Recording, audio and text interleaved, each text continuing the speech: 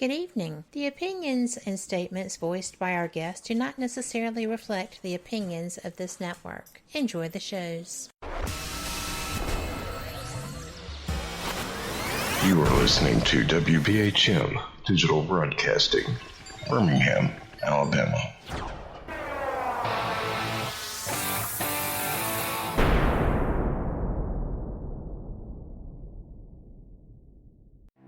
Headline edition, July 8, 1947. The Army Air Forces has announced that a flying disc has been found and is now in the possession of the Army. Army officers say the missile, found sometime last week, has been inspected at Roswell, New Mexico, and sent to Wright Field, Ohio, for further inspection. Now, historic films made in the spring of 1948 and just released show Eniwetok preparing for heavily guarded and still largely secret tests of new atomic weapons. The test's purpose is to measure atomic effects on thousands of different materials, 30,000 tons of them, not, as at Bikini, to prove military effectiveness.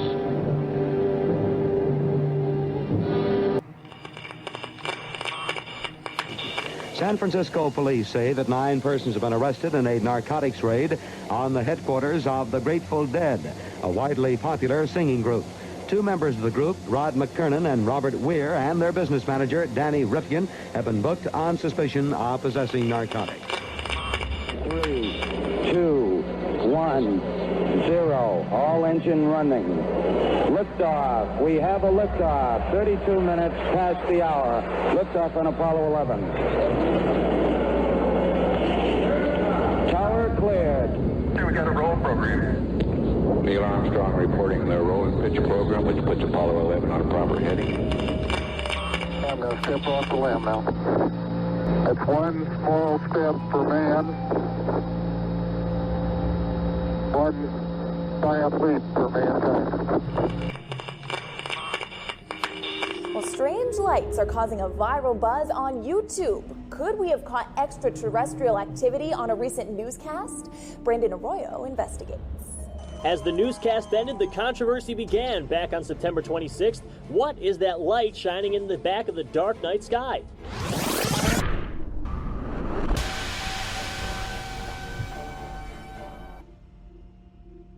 With coverage reaching all the way back to 1948, for over 70 years, Fate magazine has brought you reports of the strange and unknown, all of them true. Now, Fate Magazine Radio is carrying on that tradition of setting the standard in paranormal talk radio as we report and discuss some of the most mysterious and perplexing phenomena imaginable in this strange world of ours. Now, here is your host of Fate Magazine Radio, Kat Hobson.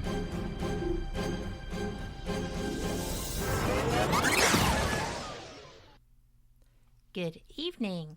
Welcome to Fate Mag Radio, the online voice of Fate Magazine. I am Kat Hobson, your host, and I have got to tell you that I have just had the most productive day for some reason, and I dearly love that not one person who is my friend corrected me when I said I hadn't realized it was May 1st and I was doing my push-up challenge already.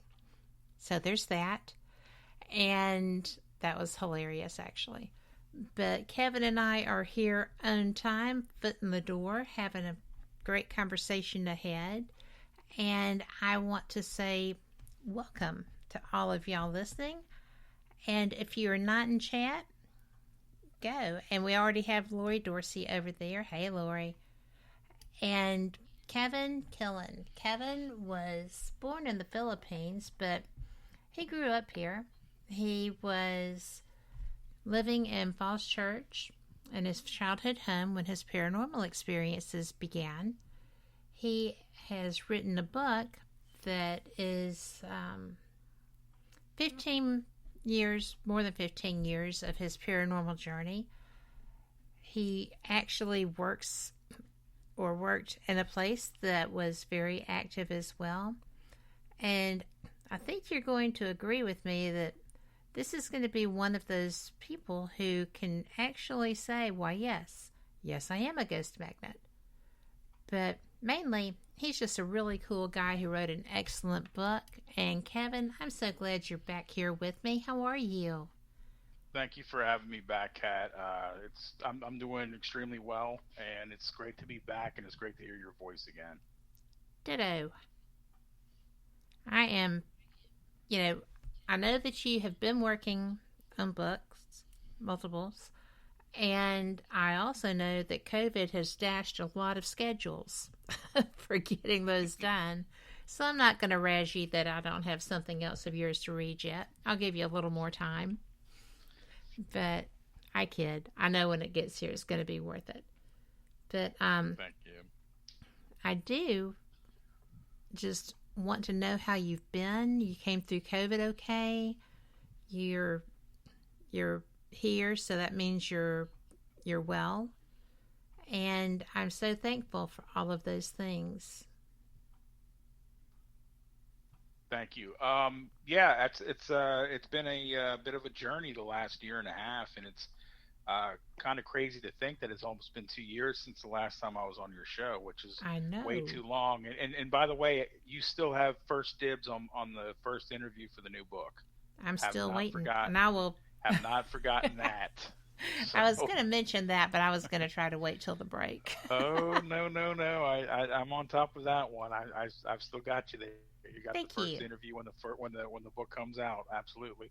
But no, it's an exciting time for me. A lot of things have happened. First of all, about almost coming up on a year, I left my job as a substance abuse counselor. I semi-retired to the beach in the eastern shore of Maryland. I'm about 5 miles away from Ocean City, Maryland. Oh, nifty. I live in a town called Berlin, Maryland. It's beautiful. So no more Beltway. I know you hate that, man. Oh my gosh. I grew up with the Beltway. I learned how to drive on the Beltway, and I used to go back and forth from here to the Beltway on breaks to see family and friends and everything. And now I just said, you know what? I'm just gonna relocate, because it was just time. So I've been down here almost a year now. And so I'm down here. I'm working on actually 2 manuscripts now. One, I'm working on some Eastern Shore ghost stories, which have turned out to be really, really cool. I mean, I've met some really good people, and they've told some great stories down here. And I'm trying to go off the beaten path. And the reason I'm saying I'm doing that is there's 2 other authors, and I'm not going to mention them, who have written really good books on the Eastern Shore ghosts. And I don't want to copy them or follow them, so to speak. So I'm trying to find different venues to try and do some ghost hunting. And I've actually found a lot of cool ones that no one's touched before, luckily for me. So that's exciting. So that's kind of where I'm at there. I'm about halfway done with that book right now, with that manuscript. And I'm also about halfway done with the Confederate Ghost book. Oh, that's going to be a fascinating topic. I didn't, there's just so much in that period. And I actually went to a place that I'd never heard of before. It was in Ohio, very near the West Virginia border, if I'm not mistaken. And it was a town that had been, it had a bunch of mansions. It had 7 mansions originally, and now there's only 1 left. It was a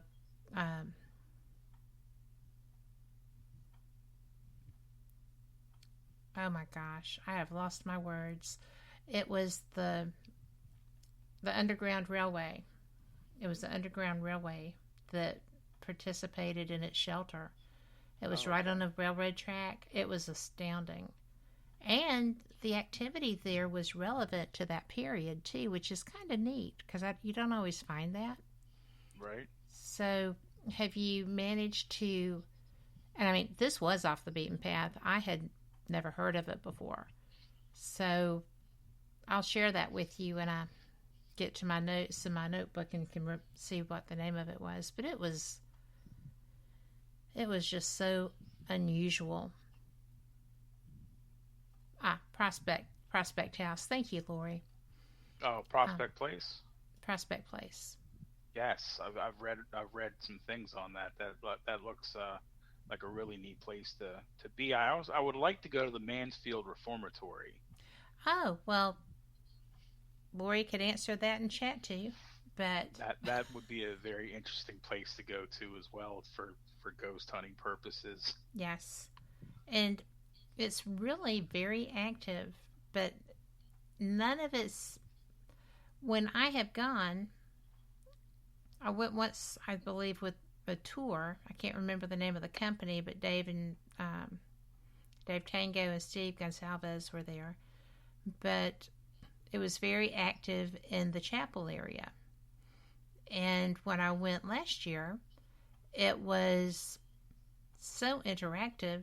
A friend of mine was having her first investigation, and we were there celebrating a friend's birthday, Lori's as a matter of fact, and up in the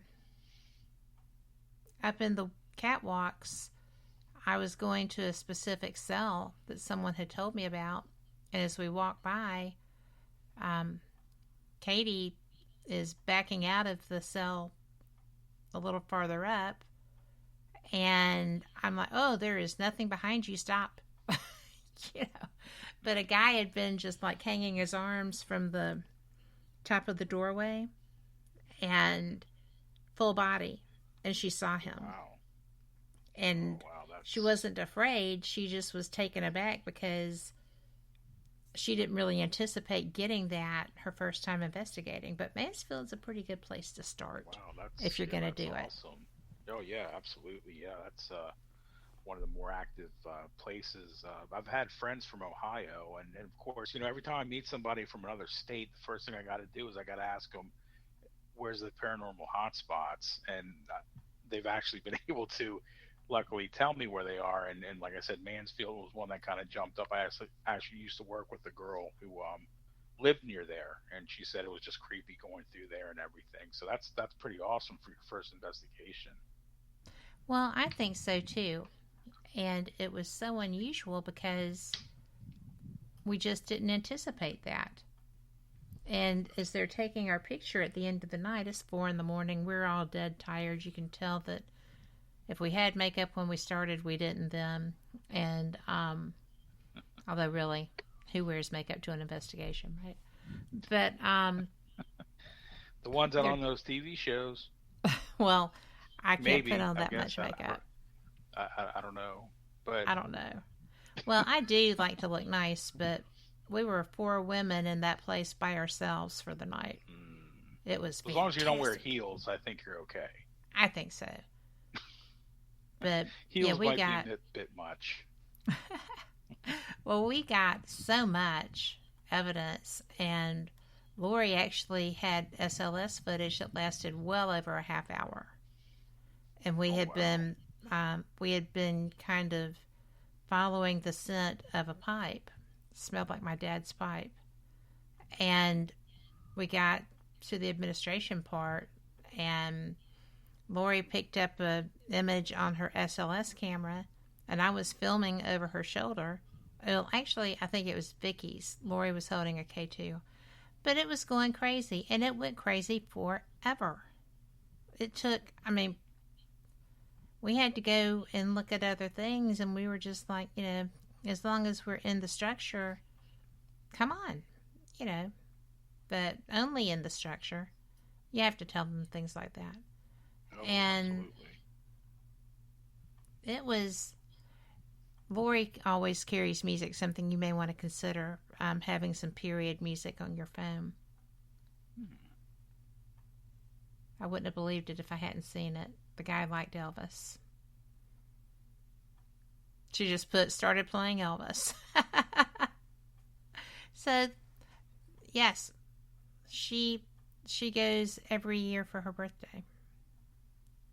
And there's a Periodicon right after that, so you could sell books.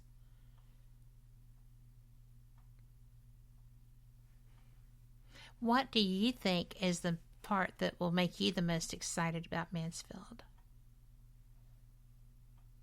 What do you anticipate happening? Are you still there, Kat? I am. Can you hear me? Okay, yeah, my internet was going wonky there for a minute, and I didn't know if I lost you or what. I just wanted to make I sure. figured I talked too much and you fell asleep. No, no, no, no. Like I said, you cut off, and like I said, as it. Like you just did. Well, we're going to have to get this adjusted, but we will. Are you there, Kevin?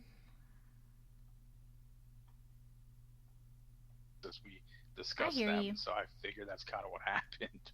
Yes. Well, I just lost you again for a moment, so perhaps if it happens again, we'll just restart this call. But right now, we're going to go with it. But I had asked, what were you anticipating the most? What are you expecting out of Mansfield? Do you have any supposition on what you might find? Not really. Like I said, I've heard just some really great things that people have come across. Honestly, I wouldn't mind EVPs. I would suspect that what I've gotten before in other places, these would be obviously EVPs that were from a time ago, not recent ones, and that's okay too. I mean that's fine. But I would expect to maybe have some cell doors closing, maybe some voices going and things like that. I know I had some friends that went to Moundsville Penitentiary in Moundsville, West Virginia, and they got a whole bunch of EVPs that were doors slamming and people talking and things like that were obviously from a time ago. So that's kind of what I would expect. But again, you know as well as I do, when you do these investigations, you really never know what to expect, and you'll always get something usually. Absolutely. And that's what makes it fun.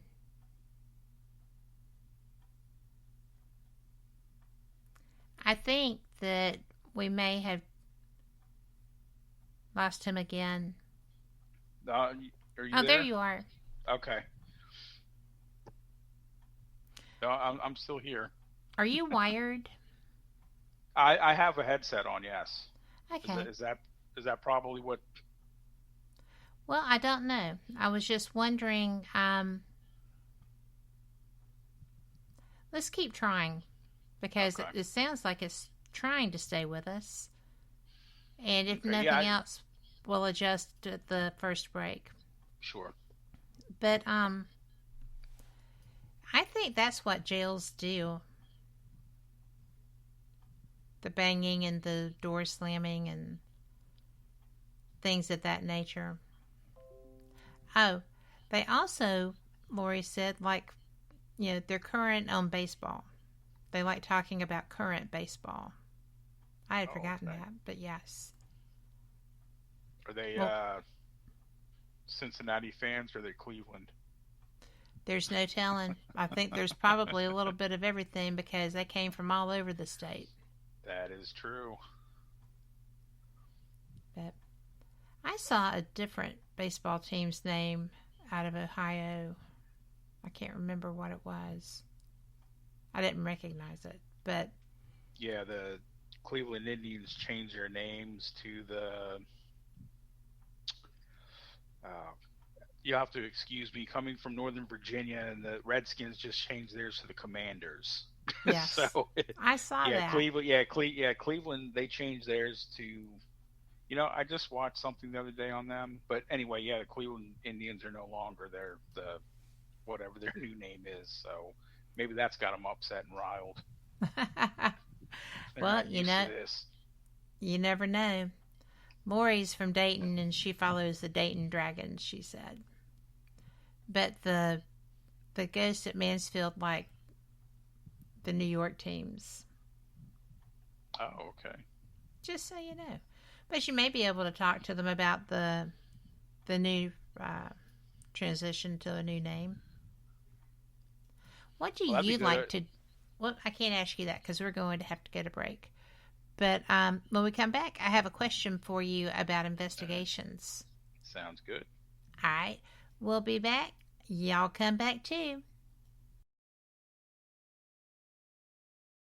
Warning. The following message does not necessarily reflect the views of WBHM-DB or its hosts, guests, listeners, or of any functioning adult in general.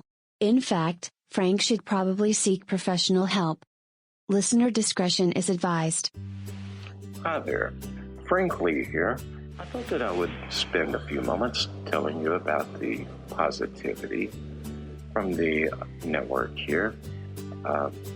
The overall message of para-unity and happiness, and how everyone here wants to get along with everyone out there, and how everything is just wonderful.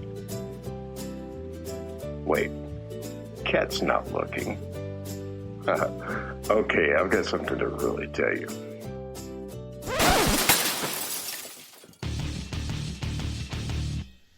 Okay, so I'm going to tell you what's really going on. Honestly, all that being nice and positive crap was kind of hurting my soul, as dark as it is. So, what's really happening? Well, you see it all the time. Everybody and their brother out there has a paranormal team because they watch a couple of episodes of Ghost Hunters or some crap like that. So they go and they spend half their mortgage payment on tools and things that light up that they don't understand. And then the next logical step, after buying matching black t-shirts and posing like 90s rappers for their Facebook page, is to, of course, have their own podcast. Well, you know what? You're not going to find that crap here. What we have here at WBHM Digital Broadcasting is the best host, the best guest, bringing you real information. All of the hosts here on this network know their stuff. They are the people who have been out there doing the work, doing actual research. And no, by research, I don't mean binge watching some kind of cheesy TV show on Netflix. I mean reading books. I mean out in the field doing the legwork.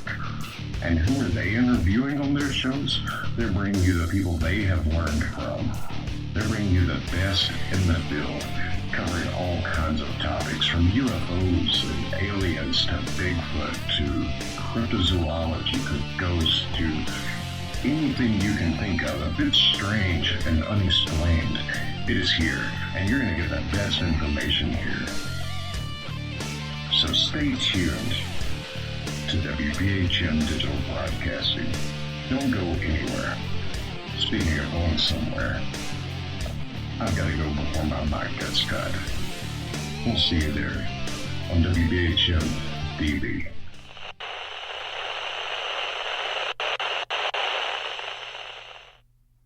Welcome back to Fate Mag Radio, the online voice of Fate Magazine. And I am here to tell you that I do not know what is grooving at Fate Magazine, but the last few editions are just flying off. They are beautiful. The colors are magnificent. They look like old school printing.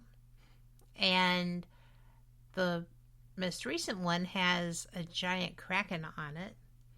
And the previous one before it was mermaids. And I'm going to tell you, if you can find a copy of that, you are doing well, because that one sold out, and Phyllis and I have been shipping them back and forth. I wound up sending some to the Para-Unity Con, and people just loved it. You know, we try to connect with people, and that one, I don't know. I love mermaids. Kind of, I am a mermaid, so it's cool. But Kevin, I had told you that I had a question for you when we came back about your investigations. Are you ready? Yes, I am. Okay, Dick. You know, everybody has their thing when they're planning or anticipating. They want to go in cold. They don't want to go in cold. They want to use every piece of equipment known to man. They're not that interested. Yeah, it just varies by person. What do you like to do when you are setting up a paranormal investigation?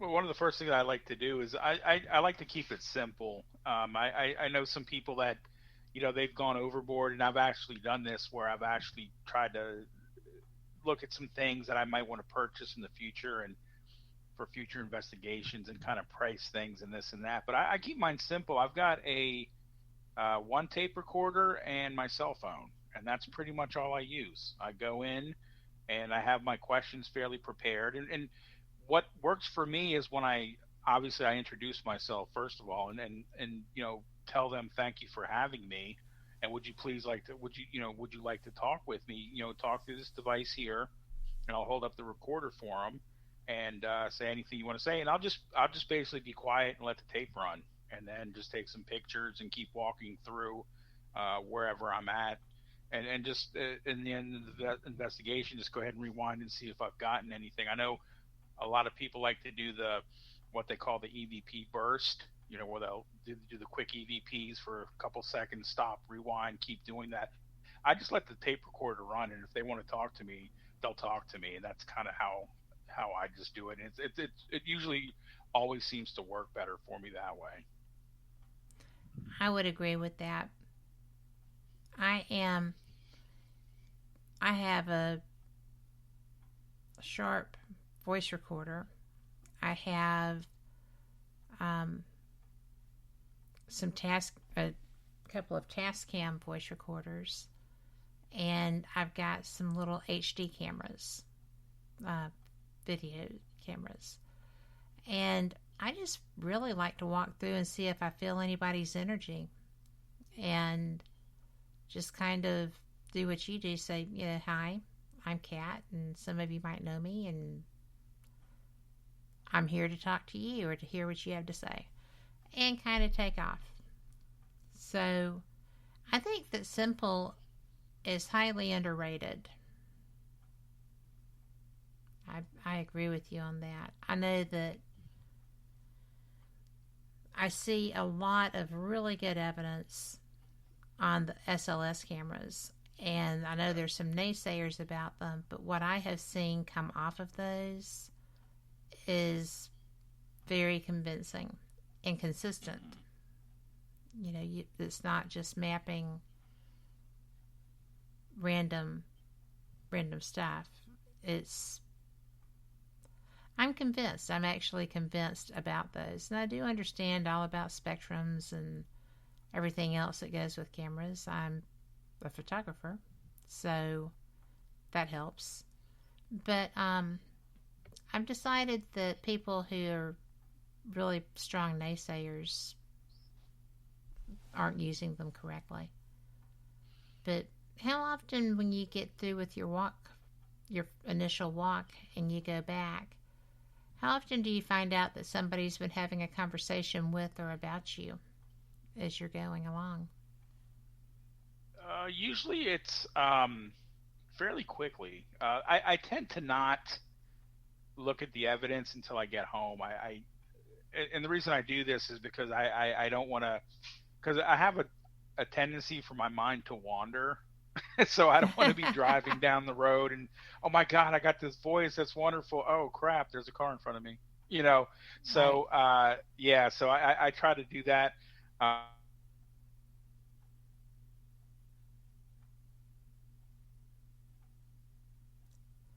Okay. We don't know what's quite going on with this stuff, because he looks like he's got all the signal on the planet, and I do too. I shouldn't have called it. There you are. I shouldn't have called it Confederate ghosts. I apologize. It's battlefield ghosts, north or south. But I went to a place in Loudoun County, Virginia, called Ball's Bluff, which was one of the early battles of the war. I believe it was right after Bull Run, Battle of Manassas. Anyway, I was living in Alexandria at the time. It's about two years ago, roughly Mm-hmm. about a year and a half, 2 years ago. So I've heard some stories, and I'd read some things, and I actually talked to a few National Park Service rangers who told me off the record they've had something, they wouldn't go on record with me, and I've got that in the book, and I explained that a little further. But anyway, so I went to the place. Is beautiful. I've never been there before. It's really grand. It's just this beautiful place where so much death occurred and a lot of bad things happened, but it's so beautiful. So when I finished my initial walkthrough, and I did it about 7 o'clock in the morning because I figured it was August and I didn't want to sweat to death. So I figured, okay, I'm gonna see what I can get in early in the morning. So as I got into my car and I turned I have a habit of listening to the radio, as most people do, and leaving the radio on when I exit the vehicle. So I turned the vehicle on, and the song that was playing was Billy Idol's Rebel Yell.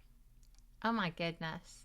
Yeah, so I started laughing because for me, I know what that was. That was just, for most people, that would have been like, what's so funny? For me, that was a sign that they said, thank you, you were here.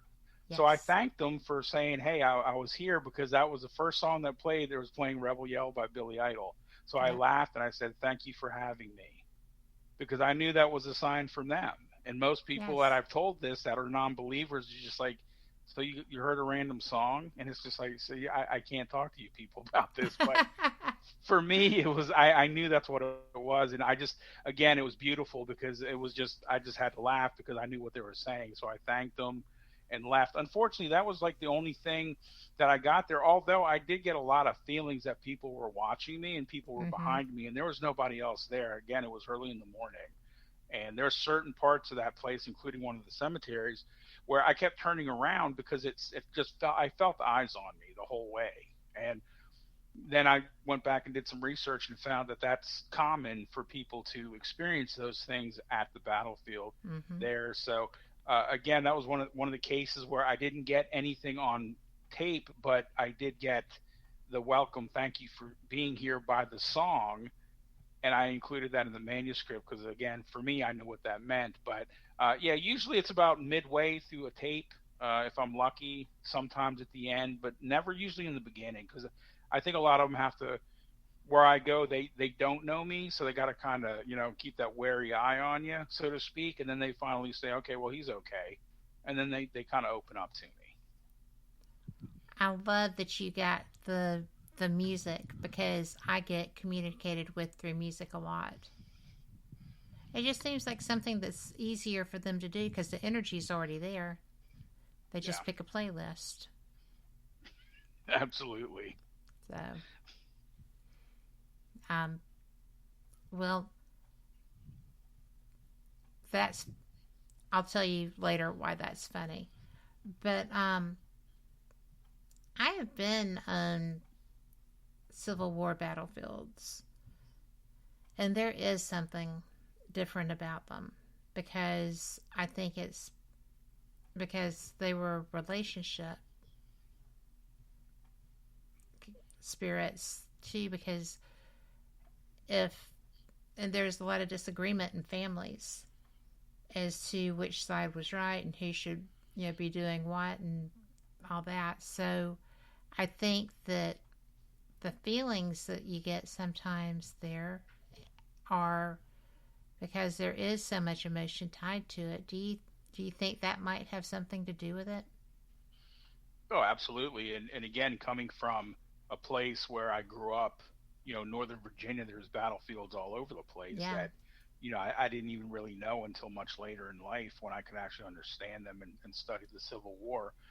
Yeah, absolutely. I mean, like you said, you see this today. I mean, I can walk into a house today, and if there's been some sort of conflict within the family, the air is so heavy and thick, I can pick up on it immediately, and I want to leave. Yes. So, yeah, I mean, absolutely. I mean, can you imagine, the one son, I'm for the North, the other son, I'm for the South. The parents are torn. The poor mother's wringing her hands, crying. Pop's trying to figure out what to do, not to take sides, but he doesn't know what to do. Oh, yeah, my goodness. There's just emotions all over the place. I was at Gettysburg a couple of years ago, and I didn't know where it started, right? I was driving into town, and all I felt when I was on the battlefield was a sense of resolution. Not necessarily fear or anger or really anything. It was just mainly if I don't go, I'm gonna be dead. If I do go, I'm gonna be dead probably. So let's just get it done. And I find that sad because Yeah, they were burying the fear so much. And they just knew they had to walk out there, and knew if they didn't, they'd be shot as traitors or deserters or whatever. Mm-hmm. That had to be such a terrible time in our nation. I can't even, well, I guess kind of I can fathom it now because we're so divided by things that ultimately don't matter.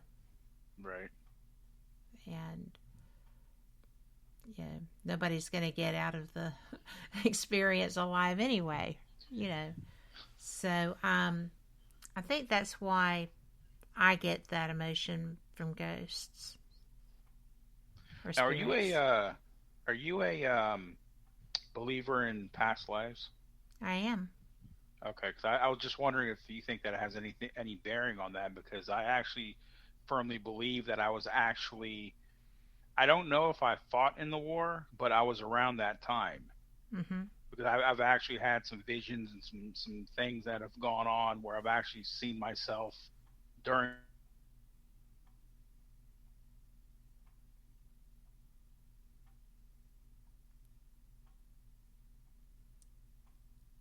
Still show full signal. Kevin?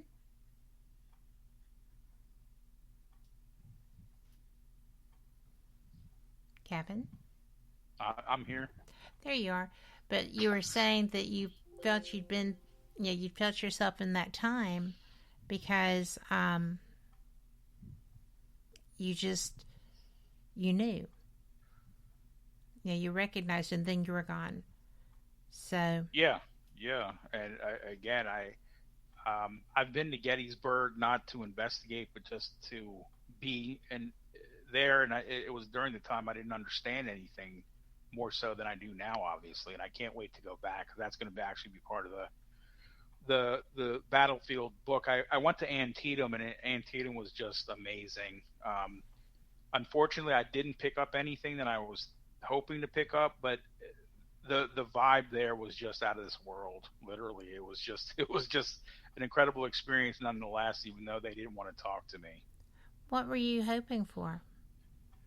Well, I had read with some different accounts that the Irish Brigade during the Civil War was one of the better troops that the North had, and they had actually had a school group come through there some years ago, and they actually heard what sounded like fa la la, like the the Christmas song, and it turns out that in Gaelic, fa la la means like charge or move ahead, and that's what they heard. They heard the Irish Brigade speaking Gaelic, telling them to charge and go up against the Southern troops, and I just thought that was amazing. So I was actually kind of hoping that, my even though I consider myself, a Southerner, that my Irish brethren that have passed would come and talk to me, but unfortunately they didn't. So, but they were there. I felt a lot of different energy there, but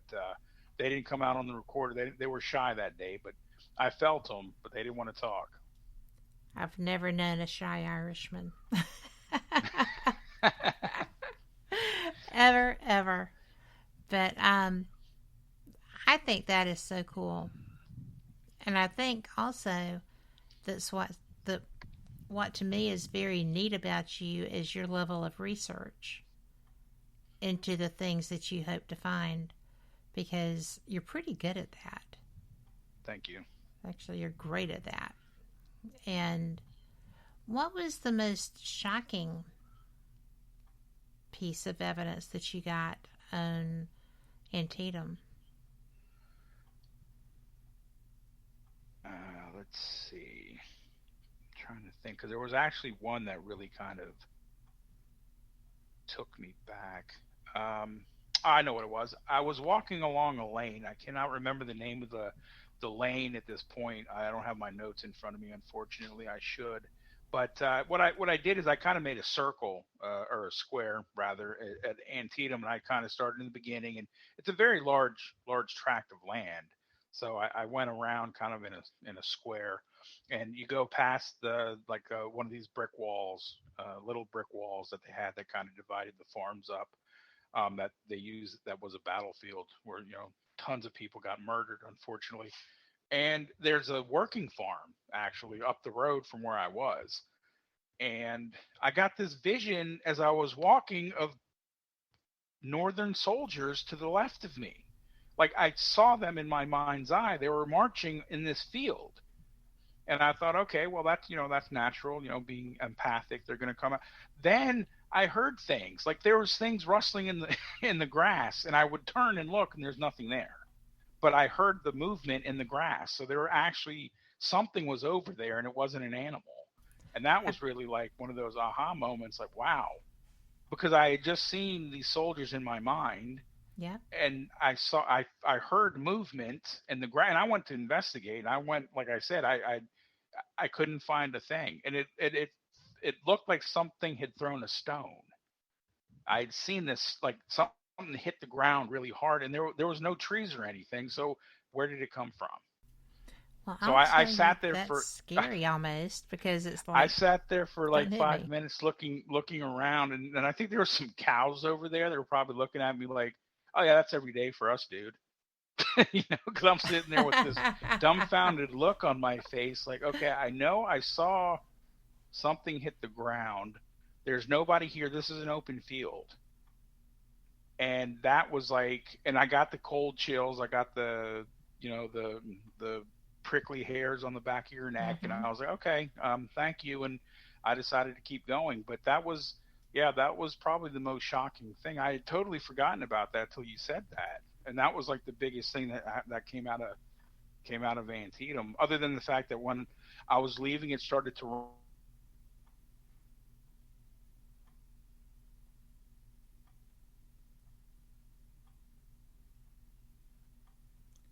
bear with them, y'all.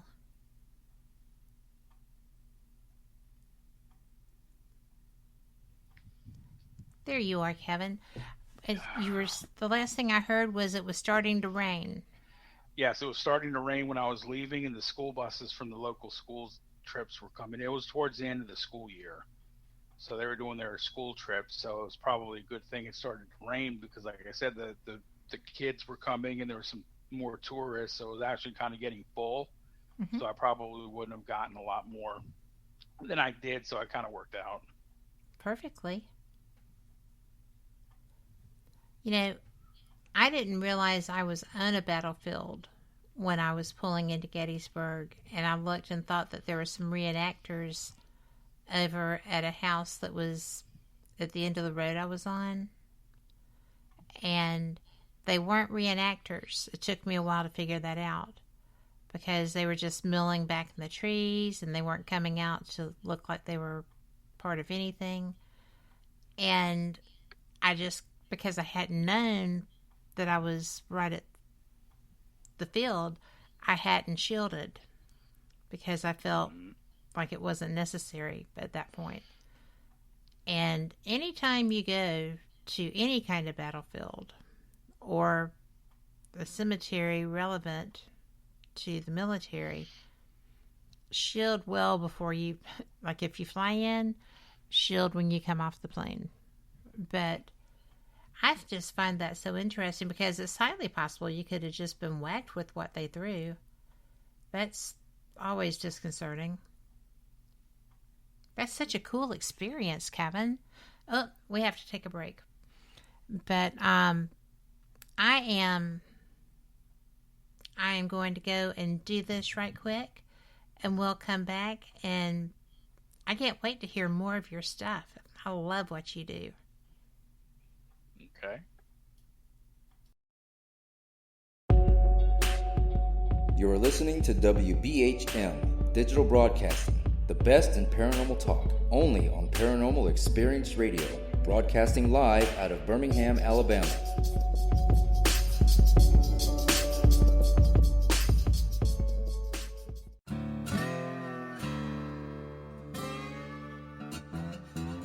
Oh, come on. I'm Southern, but... nope. That'll do. Hello, I am Kat Hobson, host of Paranormal Experience here on WBHM Digital Broadcasting out of Birmingham, Alabama. I enjoy having guests from all areas of the paranormal, from ghosts to ufology to cryptids and beyond. You'll find some of the best researchers in their fields bringing you some great information. Join me on Wednesday nights from 8 to 10 p. Eastern here on WBHM Digital Broadcasting. Since 1948, Fate magazine has brought you reports of the strange and unknown, all of them true. Fate Radio is carrying on that tradition, bringing you the unusual, macabre, strange, and bizarre. Join host Kat Hobson Sunday nights from 8 to 10 p.m. Eastern on WBHM Digital Broadcasting.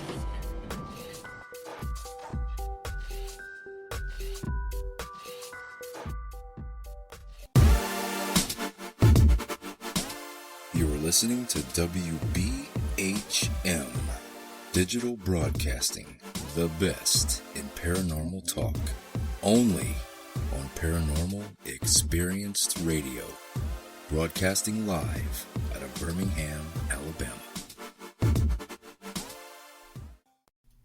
Welcome back to Fate Mag Radio, the online voice of Fate magazine. I'm Kat Hobson, your host, and I am really enjoying my friend Kevin Killen,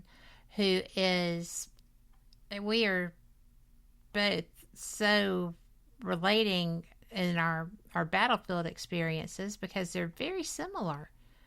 And neither of us knew this coming into the show. So it's really neat. I asked him if I was talking too much, did he want me to shut up? And he said, no, we're validating. So that was very gracious of you. But I do feel like I know what that was that you were feeling and hearing moving through the grasses. So, do you want to know? Yes, definitely. When I was at Gettysburg, I walked out. I was at Sexbridge, but I was in the field on the other side of the bridge. And right by where the trees are growing. And I looked out and I saw a stand of trees, and I was like, I have not seen just separate stands of trees in here since I got here. What is that? And my host for that investigation shined his flashlight down, and there were no trees. So, I mean, you could see something standing there, but wasn't trees, and it wasn't there when the light came on. So when I was a little surprised by that, and I started hearing something similar to what you're describing. And I was like, oh, look, they're rabbits. And again, everyone just kind of looked at me, and I'm like, they're not rabbits? I said, no, those are, they're spotters, I think is what they called them. And they come and they're who determine if you can take out, like if there were a commander there, if they could be taken out. But it looked for everything in the world like somebody coming across that field in grass and just kind of popping their head up and dropping back down. And even when it got close to us, it was still doing that. And I honestly was a little creeped by that because I wasn't anticipating any of the activity I was seeing. It was so different from anything I'd seen before. But that's probably what you were seeing were the spotters, or hearing, because I could hear them moving through the grass. That would totally make sense. Have you seen the video? And I'm sure you have. It's the really popular one where the couple is out. I think they're near Devil's Den, and they're just videotaping them walking along, and you actually see in the background a soldier walking in the woods. It's like some of the best evidence I cannot remember the name of it, but I think if you type in Gettysburg Ghost or something, it'll pop up. But it's from I want to say the early to mid 90s, but it's some of the best evidence that I've ever seen, because you can clearly, and they're not looking, they're looking at the camera, they're not looking behind them. And this is again in the 90s when, you know, the you had the shaky handheld thing, but you can clearly see what looks to be a soldier walking through the trees right behind him. You can see the big pack on their back, and you can see the bayonet and the hat, and it's clear as day. And I watched this thing over and over, like, well, if that's fake, that's the best fake I think I've ever seen, because again, it's just that's probably the most amazing footage I've ever seen from Gettysburg. That's astounding. I'm going to have to go look for that now. But not that I mind, and I don't mean right now, but I'm not going to abandon you mid-interview to go look at the ghost. Although, just saying, it's tempting. But, you know, I'm always amazed when I see some of the evidence. Do you peruse a lot just to try to get a feel for what to anticipate? Yes. Lately, I've been watching some of the videos from posters that have been doing investigations on the internet. Excuse me. Well, they've been posting their their investigations on the internet, and I've watched 4 or 5 different ones. The one thing that's really dismaying, and I'm going to say this right now because I go and this just bothers me to no end, is that I've noticed a lot go towards the D word. Mm-hmm. Everything's demonic all of a sudden, because demonic is sexy, ghosts are not. And it's dismaying when I've seen a lot of people that I've watched, you know, and it's like, okay, you're waiting for the ghost, but they have to put demon in house, so that'll be your clickbait. So you're gonna watch that, and 9 times out of 10 you get nothing, and you're so disappointed. You're like, great, you suckered me. So, but yeah.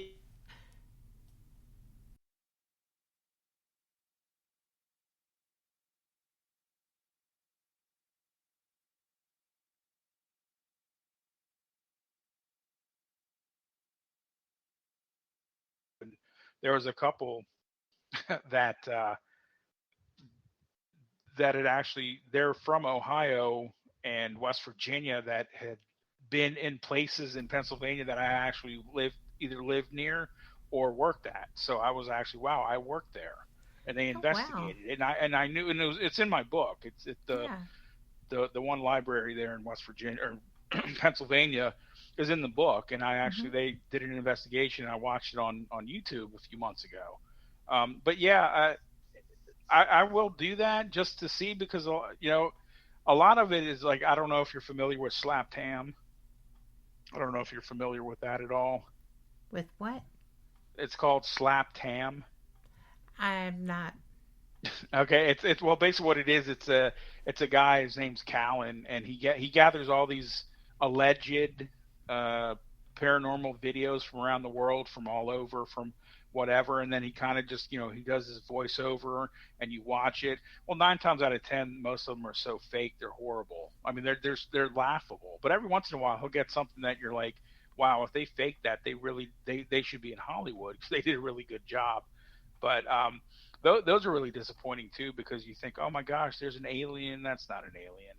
You know, so you're kind of doing that. But yeah, I try to do that, and again,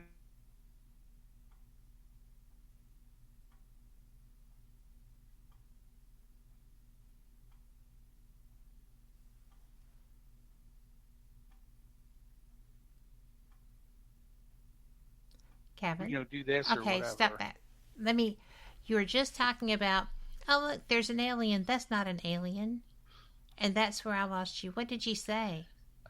Oh, I said, because what they'll do is that they'll try to fake it so badly that you're like, oh, there's an alien. No, that's not an alien. It's like some guy dressed up in a suit. So, oh, well, that's kind of bold. Yeah, so there's a lot of those out there. But there are a couple of groups out there that, again, I'm really kind of dismayed. I'm not going to mention any names because I really like them. And I started watching a lot of their videos because they were getting a lot of good evidence and this and that. And then they just turned into everything's demons now. And it's just like, and okay, in my research and everything, if that was a demon, that demon could destroy that whole house, including these people. Why didn't it? That kind of thing. So yeah, it's just, you just gotta, I'm still very open-minded towards this stuff, but I have more of a sharper mind, I think, to.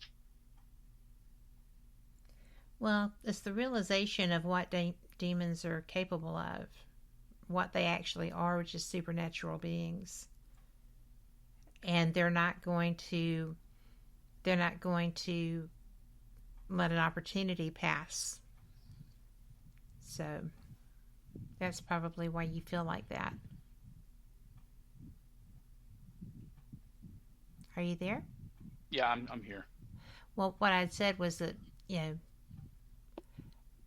we know what demons are. They're supernatural beings, and they don't usually go slow on the people that they're there for. Right. So that's why you just go, really? But I agree with you. I personally think the opposite. I think that actual spirits of humans are so much more interesting, because demons have kind of been overdone forever. I don't doubt that they exist. I know they exist. I know they're powerful. But every noise is not a demon.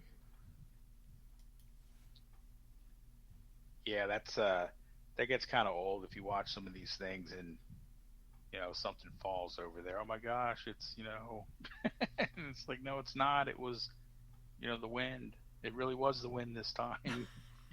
So and honestly, I was talking to some people and watching one of these videos, and what they did, and actually they did a good thing, I think, is because the way that they did things and kind of questioned some things, I actually went back in my mind and actually thought, okay, with my experiences, could my experiences really have been something else? And again, I had tried to do that when I was writing this book, is to go over and make sure, hey, was this not the wind? Was this, was this that? So it actually got me thinking, what could be what? And actually I had some revelations about that. So. Well, you've got 4 minutes till the break. Do tell. At least one. Okay, sure. So, like I told you before that I moved to the beach. Well, I'm near the beach. I'm actually.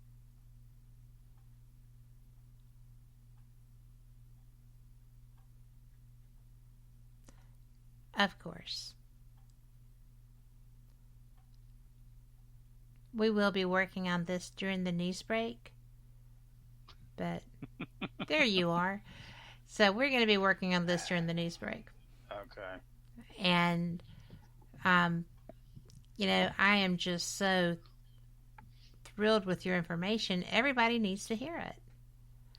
But you're going to tell us a couple of your experiences with this. Yes. Your take on things. What you got? Oh, you want me? Oh, we have time? I do. Okay. We're gonna make time. So, okay. So as I was saying, when I moved down here, I found myself. I live in a really nice house, which I'm fortunate for, and thankfully, I know the person who owns the house was a good friend of my girlfriend, and I got to know her, and I was lucky enough to snag it for a decent price. But what I found in the last 6-7 months, I have not really had too many paranormal experiences to speak of. And I was really questioning, like, what was going on. So I've come to the revelation, one of the revelations I've came to is the fact that I think I'm moving into another kind of like a realm, so to speak. And instead of like more of the empathic part of me is taking over, which is kind of like an enlightened, and I don't want to sound like I'm Buddha or anything, but like an enlightening for me, that like the spirits and the ghosts and things, they're there, but I'm kind of moving to a higher consciousness maybe. and there's more empathic things going on. Like I'll still see like triple numbers always mean good luck for me. Yes. And I'll think of somebody I haven't thought of in years, and something will trigger them. They'll show up on my feed, or they'll call me or text me or something out of the blue, things like that. Or I'll hear a song that I was thinking about on the radio. So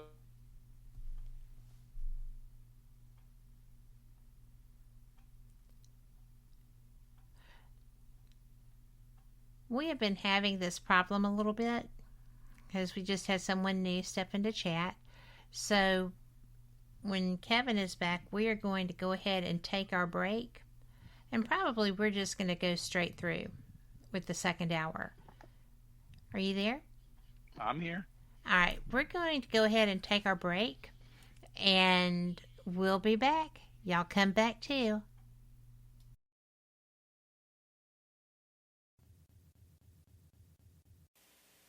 Live from NPR News, I'm Janine Herbst. An advisor to Ukrainian President Volodymyr Zelensky says top officials from the Biden administration are in Ukraine holding talks with him in the capital of Kyiv today. NPR's Franco Ordonez reports the meeting with Secretary of State Antony Blinken and Defense Secretary Lloyd Austin comes as Zelensky calls on Western allies to provide additional weapons as Russia ramps up its military campaign in eastern Ukraine. Ukraine wants more weapons than they're being given, but that right now the best military support they're receiving comes from the United States. He says U.S. weapons have been crucial to their defense of the country. And he adds that the U.S. influence on other European nations to do more is also very key. NPR's Franco Ordonez reporting from Kyiv. French President Emmanuel Macron beat his rival Marine Le Pen by a comfortable, if closer than expected, margin in runoff elections held today. Here's Macron speaking to supporters, heard here through a BBC interpreter. And I know that for many of our fellow citizens who today chose to vote for the far right, I know that they are angry, and that's what led them to vote for that manifesto. And of course, we need to find a response to that. And that will be my responsibility, as well as the responsibility of the people around me. Le Pen conceded the loss, though she says it's a victory for her far-right ideas. It's the closest any far-right candidate has come to taking the French presidency. This race was overshadowed by the war in Ukraine and a surge in French support for extremist ideas and apathy among voters who weren't big fans of either candidate. Macron is the first French leader in 20 years to win re-election, but he still faces a battle to keep his parliamentary majority in France's legislative election held in June. Strong winds and high temperatures that fueled more than a dozen wildfires across parts of New Mexico have eased a bit. Alice Fordham of member station KUNM reports crews are working to contain the blazes, which have so far burned thousands of acres. New Mexico's Governor Michelle Lujan Grisham says at least 20 fires are burning in about half of the state's 33 counties. She's declared states of emergency in several of the worst-hit counties, which should now be able to receive federal assistance in fighting and recovering from the fires. At the moment, the worst-hit area is the forested, mountainous region northeast of Santa Fe, where numerous villages are under mandatory evacuation orders, roads are closed, and hundreds of structures have burned. For NPR News, I'm Alice Fordham in Albuquerque. Meanwhile, in Arizona, 2 large wildfires continue to burn near Flagstaff, but officials say some residents who were forced to evacuate have now been allowed to return home. The fire is 3% contained and has burned 21,000 square miles, or 21,000 acres. This is NPR. Officials in Nigeria say more than 100 people were killed in an explosion at an illegal oil refinery. Kate Bartlett reports that death toll is expected to rise as rescue teams search for survivors. Dozens of bodies have been found charred beyond recognition, the Reuters news agency and local Nigerian media reported after the explosion overnight Friday. A spokesman for the National Emergency Management Agency told Nigeria's Daily Post the accident had been more serious than we envisaged. Authorities are now hunting for the owner of the illegal operation in Southern Rivers State. Nigeria is Africa's biggest oil producer, but authorities have been battling to put a stop to illegal refining operations, where deadly accidents regularly occur. In October, 25 people, including children, were killed in an explosion at another illegal refinery in the same state. For NPR News, I'm Kate Bartlett in Johannesburg. In Japan, 10 bodies have been recovered after a tour boat with 26 people on board, including 2 children, radioed a distress call saying it was sinking. Rescuers are still searching for the other 16 in the frigid waters off the rocky coast of a northern Japanese national park. The location near the Kashuni waterfall is a difficult place to maneuver boats because of its rocky coastline and its strong tide. Japan's transport ministry is now investigating the boat's operator, which had 2 accidents last year. It's also looking into safety standards and the decision to conduct that tour despite the rough weather. I'm Janine Herbst, NPR News. How do we reinvent ourselves? And what's the secret to living longer? I'm Anoush Zamarodi. Each week on NPR's TED Radio Hour, we go on a journey with TED speakers to seek a deeper understanding of the world and to figure out new ways to think and create. Listen now. Good evening. Welcome back to the second hour of Fate Mag Radio. Missed the first one? No worries. We are anywhere you get your live streams. We are iHeart, iTunes, Apple Podcasts, Google Podcasts, Spotify, Podbean. We have a huge following in India, so that would be Josephan. So I'm very proud to be carried over there. And also, if you have not seen the new Fate magazines, you are missing out. We have a YouTube presence where some of our stories are from the magazines are read and posted, as well as this show. We have trading cards. We have new compilations of books relevant to topics coming out. And we also have that brilliant first edition of Fate magazine that are uncirculated, untouched, and you can find it there with other stuff too. Just hit fatemag.com to check out all of our awesome stuff. You can also submit there. There's a submission page. So I am so glad that you're here because, Kevin, we have started our call anew and we are anticipating great things. I certainly hope so. Me too. And you were slow answering and you made me sweat. Sorry about that. I didn't mean to do that. No worries. You're just teasing. But, or even unintentional. But it was funny. Now, we have missed so much of you and I don't want to miss another minute. And we were talking about all the strange things that have gone on. You were talking about your new location, and I'm curious about how you picked that spot. I know that you got the house because you got a sweetheart deal through your sweetheart.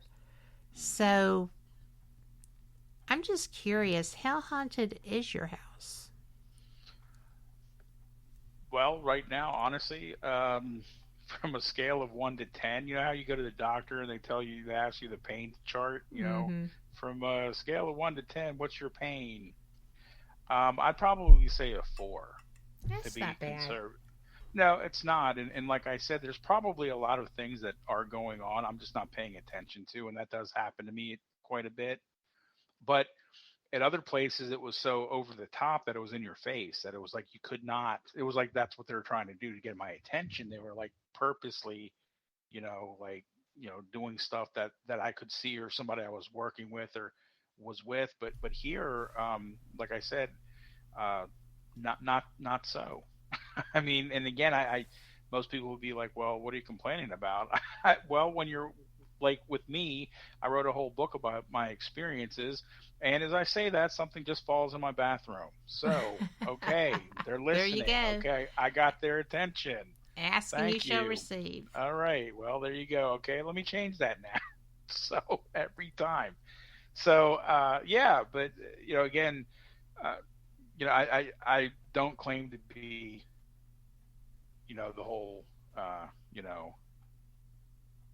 ghost magnet or whatever, but oh, you're pretty close. I mean, you are. I'm not being facetious. No, and that's the thing. This is what that's got me baffled, is because that's exactly how it was. Because I had all these experiences, and again, I'll take lie detector tests over this. That I've experienced these things that I wrote about or I talk about.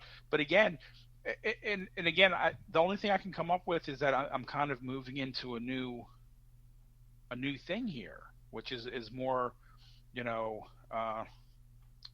And again, I don't want to use the term enlightened because I don't believe it's enlightening, but it very well could be. But I've gone kind of away from the spiritual stuff to, you know, I don't know. This was baffled me. But yes, exactly. Thank you. That's the word I was looking for. Transitioning. So that, yeah, but again, since I've gotten here, I've had maybe 3. And I don't want to say worthy because that's not really cool. Paranormal experiences either in this house or at somebody else's house that's been here. So, you know, which for me isn't a lot, but again, I think, like you said, I'm transitioning into other things, which is probably just the way it's supposed to be. I think so. I mean, you wouldn't want to be stagnant as you're walking your path through life. And I think that also maybe Zen is a better word. You know, you're upgrading or you're learning to appreciate and hold your Zen. And because spirits are spiritual. I mean, a lot of times there are people who are afraid to go, but not always. Sometimes they're just people who weren't done. Yeah, they hadn't completed their path. I don't know, but I do feel like when you said, I don't mean to say I'm Buddha, but it's okay to be at that place spiritually. It's a pretty good place, and it helps you interact better, doesn't it? Yeah, I think it does. Quite honestly, I think there's, like you said, I think there's more depth to it. And again, I think that it does provide more of an insight, I would say, to doing things, and you know, and again, I still, they're here. I know I feel them. I don't see them as much, but I know that they're here. I still have that feeling when I go somewhere. I can tell immediately there's something here or whatever. But yeah, it's just it's not happening, like, you know. And again, I didn't want to make it sound like it happens 24/7, but it kind of did. So it slowed down considerably for sure. Well, but you're getting more stuff outside. And a lot of people, they may think that that's what you're wanting. Yeah, because a lot of people get really wigged out, especially investigators who don't know if they didn't offend somebody the last time they were out. Right? So maybe they're just trying to make it a little smoother for you. What do you think? Yeah, I think, you know, that could be it. Other than, and the reason I say this is because, like I said, my what I've been doing is I've gone to these places with my recorder and you know, asked, you know, if anybody wants to speak to me or whatever, and then went ahead and did that, and I haven't gotten anything back for the most part. So it's kind of like, you know, and in my mind, I'm thinking, okay, I'm going to write these experiences down. Is somebody going to want to read those? Because there's really no experiences other than, oh, I went to a cemetery, I played my recorder, and nothing. So that's kind of in the back of my mind, like, okay, does my publisher really want this? Because who's going to buy a book that nothing's happened? And I'm not going to make anything up, because that's something I would never do. But again, and I think about that. But then I'm also thinking 5 steps ahead to other books as well that I could actually put things into that actually have happened. So I guess it kind of is. I mean, either way.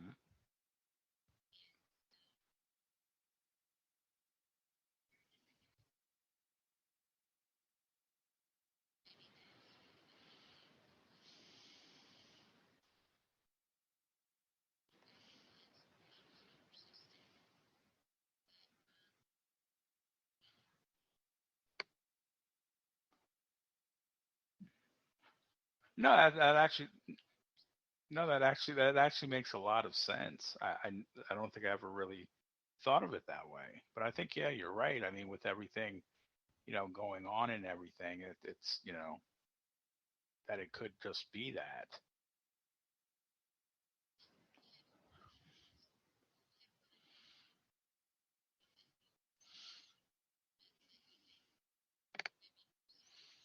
Hmm.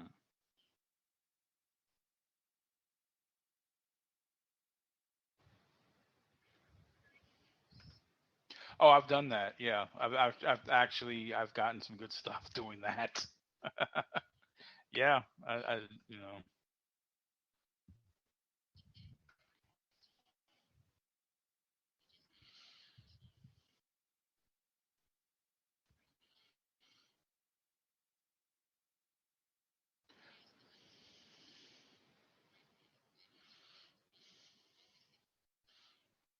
Mm, that, that's true. I didn't think of that. And you know what? My mic was closed. But people did not hear all of that wonderful wisdom. Oh. That's okay. But basically what I said was you've gone through all these lifestyle changes. And yeah, and now that is the first thing you told me when we got back together on the phone, right? Uh-huh. So you don't have the free time or the downtime that you had when you were compiling the experiences for your first book. Right. So you've got to recognize and adjust that. And the thing that I said when you said that you've been doing that was run a recorder through your house. Just tell them that this is what I'm trying to achieve. Can you tell me what I need to do that? Maybe. Because you said something just a minute ago and something moved in your bathroom. Dropped in your bathroom. So they're listening to you. Yeah, that'll happen every once in a while. So like I said, I know that they're still here. It's just, and again, I don't expect it to be, but it's funny because I've actually had, a couple people say that you're a ghost magnet, Mm-hmm. and it's just like, no. And then I'm like, yeah, well, maybe I am. So no, that really was, those really were pearls of wisdom. Thank you. Because I think there's a lot of truth in what you're telling me, and I never really looked at it that way. So. Well, that's why we're friends. To help each other to talk stuff out. And if it happens to be on the air when people are hearing what a great writer and investigator you are, more power to it. I agree. So, but, genuinely,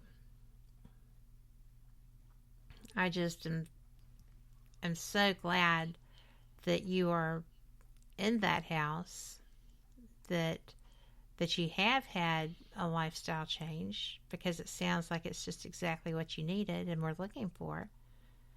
And yeah, it's okay to be enjoying that. Unless you have a drop dead date. Then that's not good with your publisher. I'm sorry. That whole last I heard was drop dead date. Oh. Everything before that, I didn't hear anything. Oh, that's funny. But what I said was that maybe,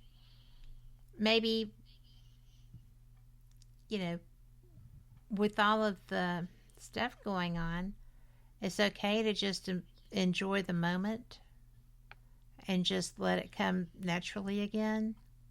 Unless, of course, you have a drop dead date. No, and actually, I'm glad you say that, because my publisher, Ozark Mountain Publishing, has been great. Aren't they brilliant? Through the first book and through this one, like I said, I actually told somebody last year that I think it was about February, and I said I'll have something soon. Well, here it is, the next February and beyond, and I haven't said that since. So but they're really good about that. So, and again, I'm hoping that they're actually anticipating the next one because it's coming. It's going to get there. I have a strong feeling that they are because I told Brandy, I was at their UFO con recently, and I told Brandy that, I was excited that you were coming on, that we'd interviewed before. And she was like, "That's awesome." I said, "I know." I think so too. So you've got a great group of people there. Great group of people. And I'm going to just go ahead and put out that their con was fantastic. So I like UFOs too. Yeah, that's like I said, I've been doing some research on that, and actually Dolores Cannon, who started the publishing company, who's a very, very wise lady. I really would have loved to meet her. Me too. I've watched her videos, and she was just really sharp. And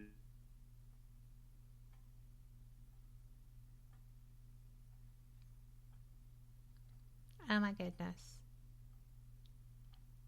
For those listening, we have been having this all night. We've actually restarted our call and everything, and we are probably going to be. Dolores, go ahead. Dolores was really sharp. Yeah, she was really sharp, and one of the ones that actually went out there and did this. And like I said, the UFO conference is really popular. I've actually talked to a couple people that have actually attended before from other places, and then they're like, "Oh, you're with Ozark. Okay, I went to your UFO play." I was like, "Yeah, that's really cool." So yeah, they're really been really good people to me. So well, I think that you're very lucky to have them as your publishers. And they're lucky to have you too, and they know that. Yeah, I was actually kind of shocked last year. I got an email from a guy, and I didn't know who this guy was. I thought he just liked my book. Well, it turned out that he was actually trying to publish, and he had actually talked to Ozark, and they actually told him to read my book as homework. Really? To kind of get a feel for, like, if you're going to publish with us, read my book, and that's kind of the way you want to go. And I thought that was really cool because I was like, wow, they were like, and he really liked my book, and his book was totally different than mine, but it had a lot of the same themes there. But he was like, Kevin, I really appreciated them saying that because I read your stuff and it was really good. And I'm glad that they did that. But I was like shocked. I was like, wow, that's really cool that they actually said, yeah, read my book to see what we want. So that was kind of cool. Well, they know a good thing when they see it. Your book is very easy to read. I mean, it's well written. The experiences are related well. I can see why they would do that. So. Thank you. And it's also on audio now. I saw that. Audio.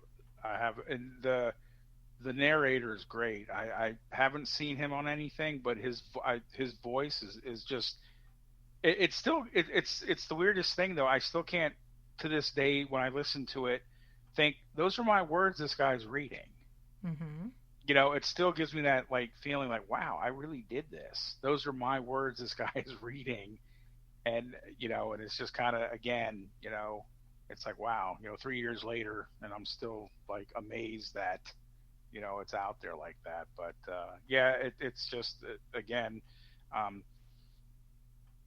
all three versions of the book are really good. So I'm proud of my work, and I'm definitely proud of Ozark Mountain's work in getting it out there.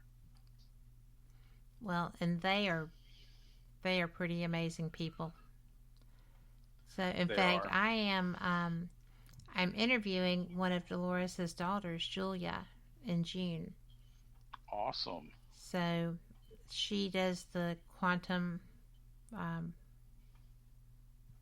hypnotherapy. Yes. And I just thought that was so fascinating. I just told her, I said, I'd really love to talk to you about this because I'm not sure how that works. And it was QHHT before anything else was quantum, so I think I can trust it. Yeah, you're gonna enjoy her. I've seen some of her videos as well, so Oh yeah. that's gonna be a good interview as well. Well, this one is going to be piecemeal, so you're going to have to give me till tomorrow to have it published. No, But absolutely. Like I said, I don't know what's going on here because we keep dropping mics, and it's just like Well, you know what we're talking about, right? Mm-hmm. It happens. Absolutely, it does. I keep telling people when I do other shows and stuff that, don't be surprised if something happens to you, or I see or you hear stuff. And that brings up something really quickly. I did a show a couple of years ago, about a year and a half, 2 years ago. It was around Halloween. And it was a regular interview, and the hosts were really cool. I enjoyed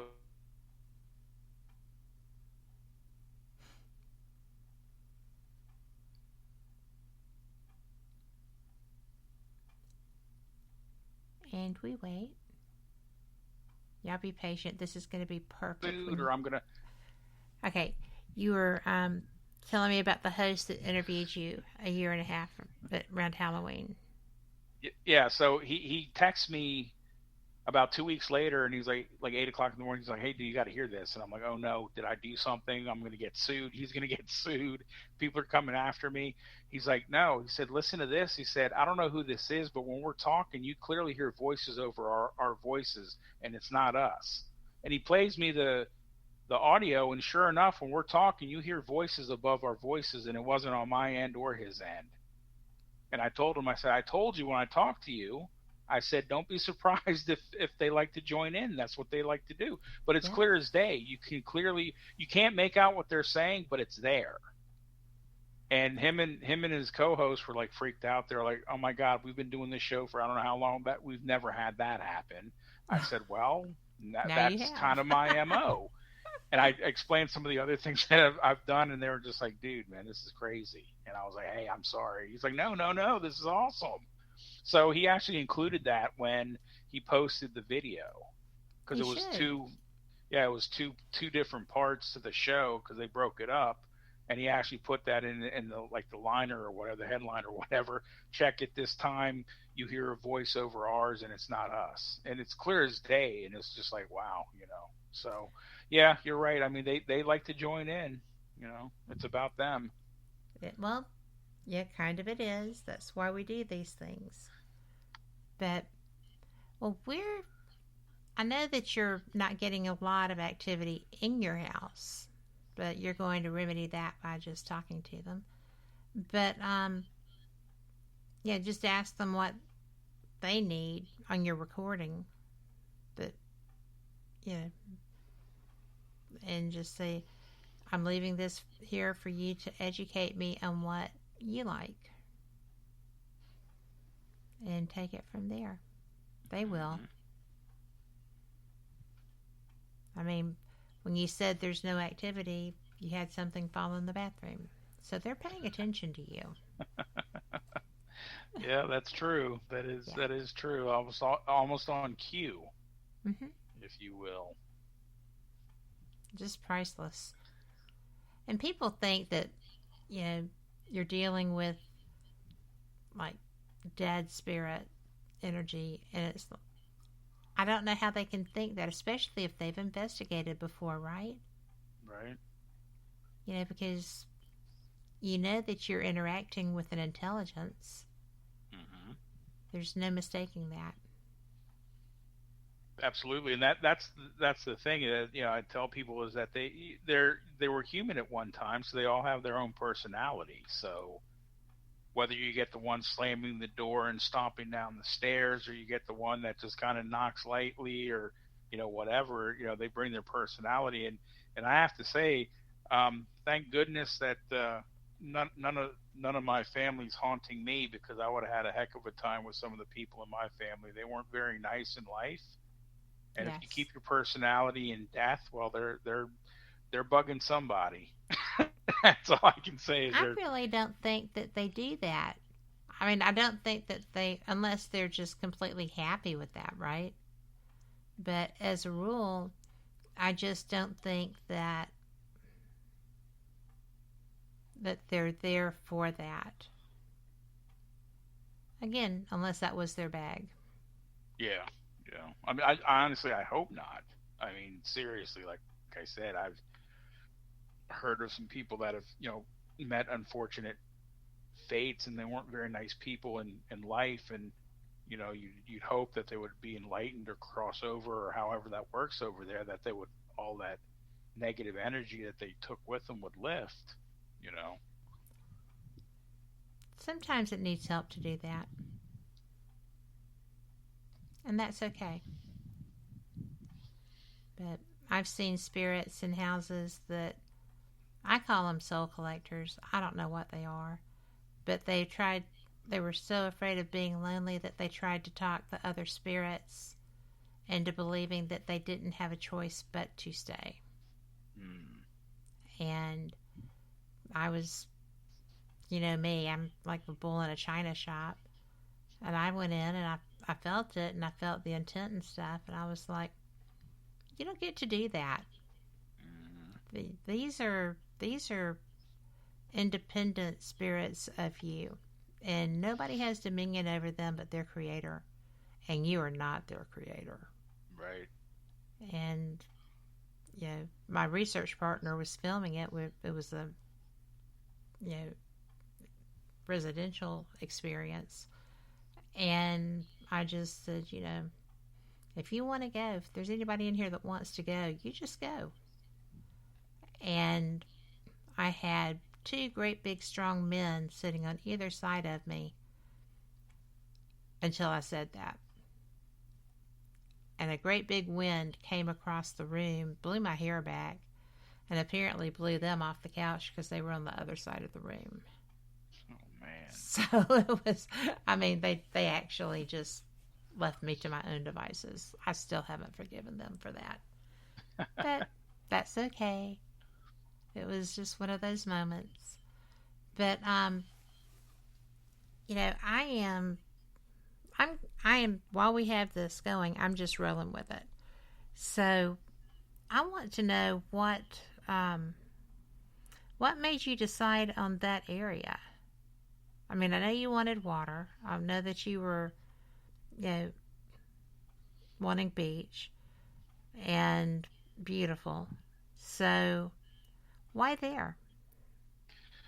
Well, let me see. I think because I'm a Virgo, so I'm an earth sign. Right. So earth and water make mud. So. No. Well, first of all, I've been coming down here for almost 10 years. My girlfriend lives here, and I was commuting, seeing her from Northern Virginia. She was down here, so for almost 10 years, I've been coming back and forth across the Bay Bridge to come see her. And this is just a beautiful area. It's really laid back and kind of chill. It's, again, I'm not a beach goer per se, but I do love the water. Mm-hmm. And the serenity, especially at night. Water at night is just, oh gosh, there's just something about the moonlight on the water and the lapping of the waves, and just very calming for me, I suppose. This place is very historical. Not that I didn't come from a very historic place, but this place has a lot of historical things going on related to the ocean. It's one of the, obviously one of the 13 original colonies. So they had a lot of English settlements here as well as in Virginia. So all of those things. And again, I'd been back and forth in different places. And again, I suffered burnout basically at my job. I'd been doing that for almost 10 years. And part of that was death, because there was a lot of death involved. Being a drug and alcohol counselor, I saw a lot of people die, and that just took a toll. And again, being there almost 10 years, and I've had many people down here, when they find out what I did, they're like, I don't know how you did it for so long. I couldn't do it at all. And I was like, well, it takes a special person, blah blah blah, whatever. But the energies. I mean, the energies in that building I worked in were just horrible, because there was so much sadness and anger. Yes. That once I kind of got out of there, it was almost like this big weight lifted off of my shoulders, because again, most people don't understand that you get this energy with you, and if you're an empathic person like me, that stuff stays with you until you can get rid of it. So it's like this big nasty, and I have a not a bath bomb per se, but it's a bath salt type thing that I have a friend who's a healing witch makes for me, and I have to recharge my battery, so to speak, every couple months to get all the negative energy off of me, and I did that when I left that place. But I think that was part of it. Is again, I was so burned out from the Northern Virginia. Again, anybody that's ever been in D.C.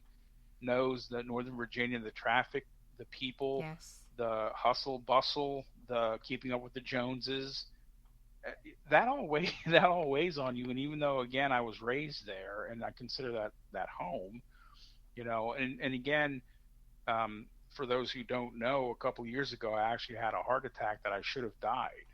I had the Widowmaker, and I did not, thank goodness. It was not my time, thank goodness. I'm still here. So all of these things kind of just weighed on my mind, and I've been planning the Great Escape, so to speak, for a while now. I just was finally in a position to be able to step away from it and say, you know what, let's go do this. And I don't regret it. I've loved it down here for the last 7-8 months, and I feel like there's a rejuvenation kind of with me, and it's just like kind of a starting over. And I think a lot of people have to do that. They have to reset their life every once in a while, and I think that's kind of what I've been doing in the last close to a year. Is I'm resetting my life. Well, there's your answer, Kevin, as to why you feel like you're not getting anything. You're being respected. They're honoring that you needed that healing time. Oh, well, yeah. Huh. That does make a lot of sense now that I didn't think about that. You're right. They're kind of just, sitting back and saying, hey, you do your thing. You do you. That's interesting. I didn't think that. Well, I got goosebumps when you said that. So that must have really resonated with me. Well, I just completely got that when you were talking about, the energy change and adapting and all the things that I was pulling out of what you were saying. And it was like someone spoke in my head and said, yeah, he's adjusting. Yeah. I'm like, I'll tell him. So there you go. Well, thank you. That doesn't happen very often, so that had to be just for you. Yeah. That makes a lot of sense. It does, doesn't it? I mean, sounds right. Yeah, it definitely does. But, well, where do you see, you're talking about doing this historic battlefield book. What do you feel are going to be your primary ones? We talked about Antietam. We talked about Gettysburg. What do you think? Are you going to focus just on the the Civil War battlefields that are just in your area? Because I know of two that are in Tennessee that would probably do you proud with their activity, and that would be Chickamauga and Stones River. Okay. And they are close enough that if you were so inclined, you could go and look at the old South Pittsburgh Hospital owned by Mr. Ronnie Dees. That is truly one of the most haunted places I've ever investigated. Yes, I've actually seen a couple of those videos from there, and they got amazing evidence. Yeah. I mean, it's just, but it's not negative. Ronnie bought it when it was in terrible shape and renovated it. Well, didn't renovate it per se, but just cleaned it up, took care of it, loved it, made it healthy and safe. Mm-hmm. And, I'm very fortunate. I think a lot of him and apparently he does of me too, because he's very kind with his time for me to go there. But there's always something, and it's never, since he took it over, it's never been negative. It says a lot about the ownership, doesn't it? Oh, absolutely.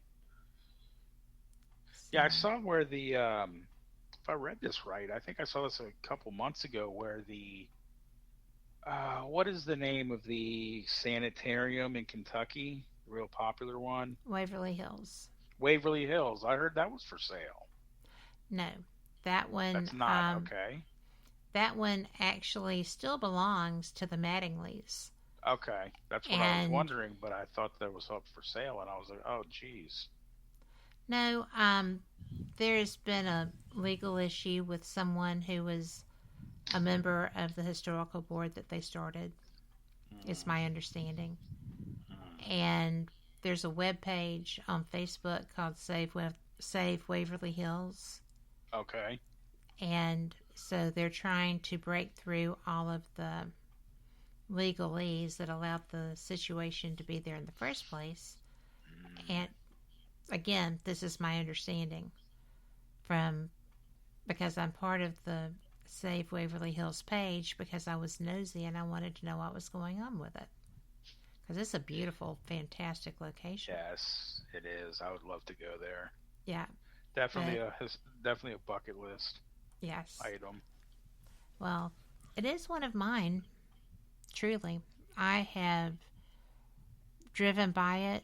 You can't even get to where you can see it. Most places you can at least see from the road. Yeah. And you can't that one. But you can feel it. And sometimes that's just about as good.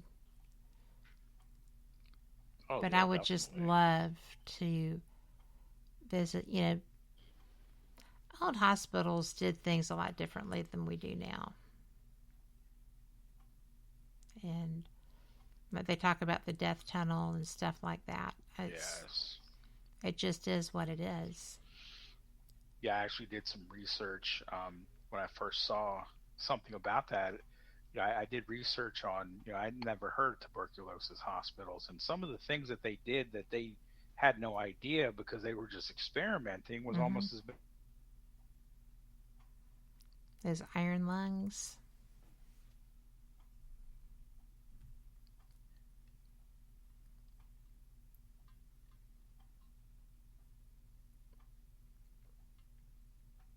Horrible things, and it's just like, well, geez, no wonder everybody was miserable there. Yes, absolutely. Oh, so much negative energy, but yeah, that's a place that I definitely want to visit. Well, what? Oh, I just got to investigate the Winchester House. Oh, that's right. Yes. How was that? That was pretty neat. I've been reading your posts. It was really one of the coolest places I've been, and the lady wasn't crazy. So that was nice to come away with that. She was so altruistic. She actually, when she would buy a farm that wasn't making it, she would, if it came with a house, she would give her foreman or who was working for her the house, because people have to have a place to lay their heads after they work a hard day. Yeah. And that person would be over the farm, and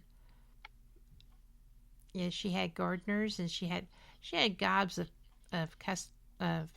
carpenters, because she was told that if she kept, as long as a hammer or a saw was heard through the house, that the bad times that had befallen her with her family, her husband and her daughter dying, would not continue. Right. And so that's why there are literally stairs to nowhere. And yeah, there's skylights in the floors, and you do what you got to do to keep your people taken care of, I guess. But she actually paid living wages so that people could afford to not have to live on the farm or in her house.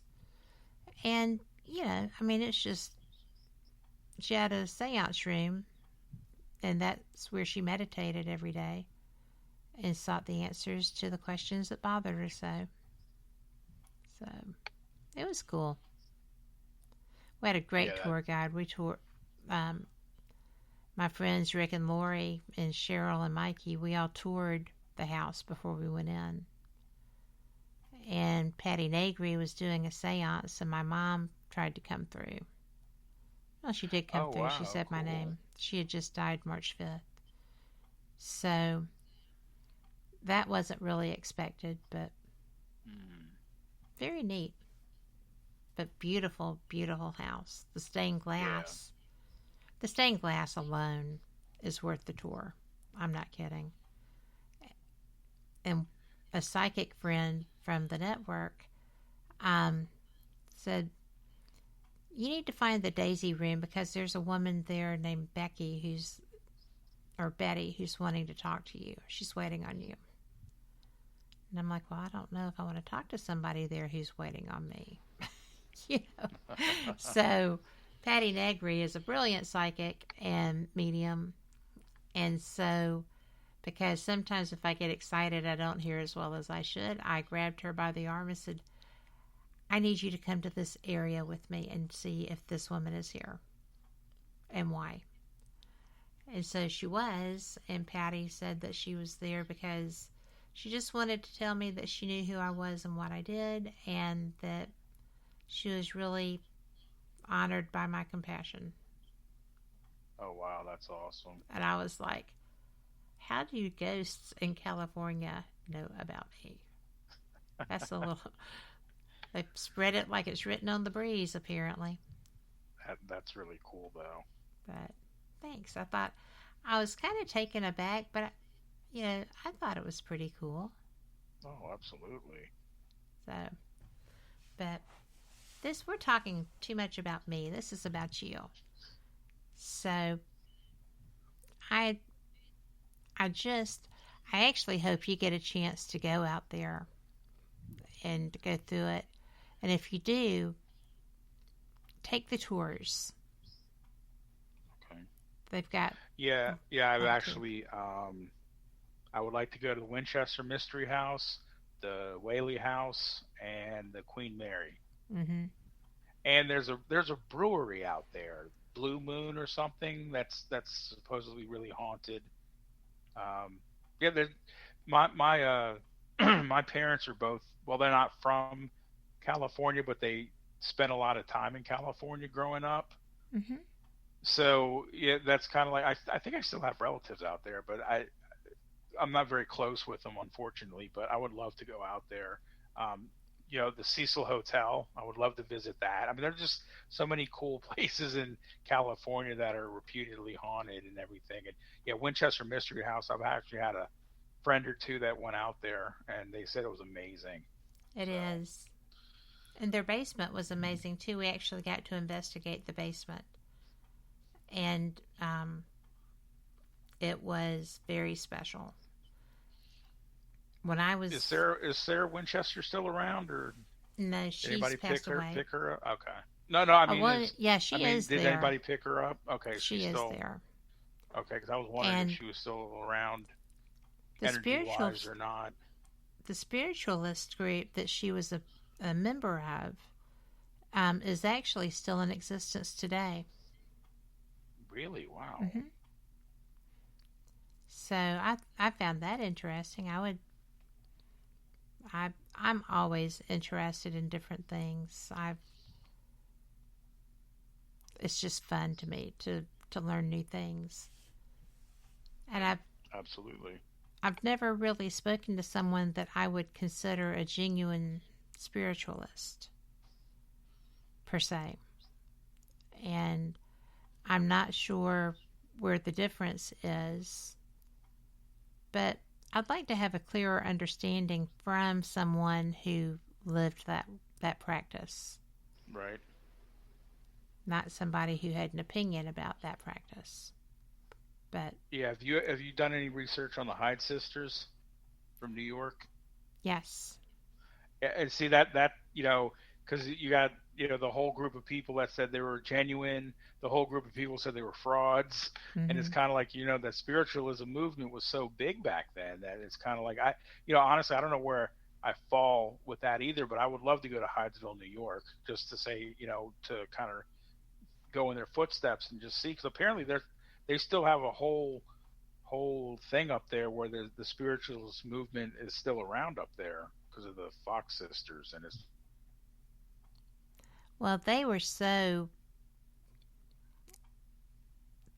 they were not so divisive, but they created divisiveness through their lives. They didn't intentionally set out to be that way. Yeah, they were just living their life and living their faith, right, and doing what came right to them, like people of other faiths do. And we, sometimes we raise a brow, or sometimes we raise a weapon, depending on, your reaction to that. But, I just think that learning it from people that live it. I have a lot of friends who have been trained, like at Lilydale. Yes. And an actual lot, considering. But in the place down in Florida as well, that's name escapes me now. What did you say? Oh, I just said okay. I was agreeing. I thought you can't think of the. I thought you I couldn't pulled the name up. No, I know what you're talking about. I can't think of it either. I kept thinking for some reason, Edgar Casey's thing in Virginia Beach is sticking in my head, and I know that's not it. No, this was. That's going to bother me. I will find that, and I will post that on my Facebook so that people can go back and look at that. I didn't expect this turn of conversation, so I don't have that on my notes. I'm a notebook girl. But, yes. I hate that we had a little problem with the audio when we stopped going to breaks and stuff. We really haven't broken up much since. And when we did, I just sat there so that I would see the dead area on the recording. And I'm going to do it. And if we need to, we'll do another show and have 2 recordings. So that works for me. That works for me too. I just like talking to you, so that wouldn't be a hard show. I'd like talking to you as well. So, well, what are you planning to do next as far as the battlefields go? Where are you going to go? Well, let me see. There's a place in Central Virginia, Spotsylvania, Fredericksburg, Spotsylvania, Chancellorsville. Planning to hit those. And then I would like to jump over to Gettysburg and kind of end that book. And what I originally had envisioned for this was to do part 1 and a part 2. And the part 2 was going to be some of the ones that you mentioned. I'd like to go to the Tennessee battlefields, go to Georgia. I know I'd love to go to, is it Lookout Mountain in North Carolina? Lookout Mountain is Tennessee. Tennessee. What was I think? What's the one in North Carolina? Well, Cherokee. Brown Mountain. Okay, that's Brown Mountain Lights. Right. I don't. For some reason, I was thinking. You know what? And you're gonna laugh. I'm thinking Cold Mountain. I like the book and I like the movie. So. Yeah. But it's not there. I think there's a couple battlefields down there, and I just want to kind of go south and then end up in Mississippi and go to Vicksburg and kind of end that second book with that, if possible. And again, definitely hit Chickamauga, because I heard that place is just. I've talked to people that have been there, and they say that place is haunted like crazy. Did you talk to anybody that said they saw a battalion marching across the road there? No, but I did talk to a gentleman who said that there was a. He may have been a sentry or something. I guess he's something that has a light, that walks around with a light. So he thinks it's a sentry, but he said that there's a light that they see, like a swinging lantern person out there. Is that Green Eyes? You've heard of Green Eyes? Gosh, I can't think if that's Green Eyes or not. Is that Chickamauga? I believe Green Eyes. Yeah. Anyway, Green Eyes is. I think he's like the resident one. I think they've said that they've seen that, but they said that just you can go at almost that whole inch of that whole battlefield. They said more than likely you're going to get something, and I'm just like, okay, I'm there. So yeah, it's supposed to be crazy. I mean, I've never been to Stone Mountain. To Stone River at night, but during the day, my husband, who is not paranormal at all, just supports my habit, was there, and we had been up to look at a piece of equipment for his business and decided to stop in. And when we got into it, I was trying to set my recorders down so I could kind of triangulate things, and it was not going well. And so he picked up the last one. He said, "Do you want me to hold this so I can triangulate the area for you?" And I just looked at him, and I was like, "Yes." You've never wanted to investigate anything. He's like, "Well, you're having a hard time, and it's here. Whatever it is that you're looking for is here." And I was like, "Wow. Yeah, buddy. Thank you." And he was right. It was. But it's a neat place, and it's so beautiful. Yeah, I've seen pictures of it, and it does. It looks gorgeous. But I can't wait until you get your new book out, because no matter how many of them there are, I'm going to enjoy every one. Thank you. And now, if people wanted to reach out to you, how would they do that? They could get hold of me. The best way is probably my email, which is KKILLEN, B as in boy, T as in Tom, KKillenBT@gmail.com. That's probably the best way right now.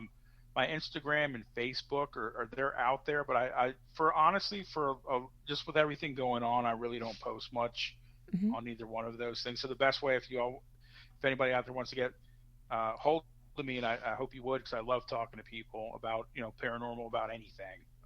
Go ahead and hit me up at my email address, and then we can talk, or you can read my book and say you love it, you hate it, whatever. Like I said, talking about anything. I have a kind of a grasp on a lot of different subjects, and I'm always, like you, always looking for new things to get into and learn. So please feel free to hit me up any time on that email. All about the learning. Absolutely. Yes, it is. Well, we are coming to the end of our time, and I have no idea how long this show will actually be.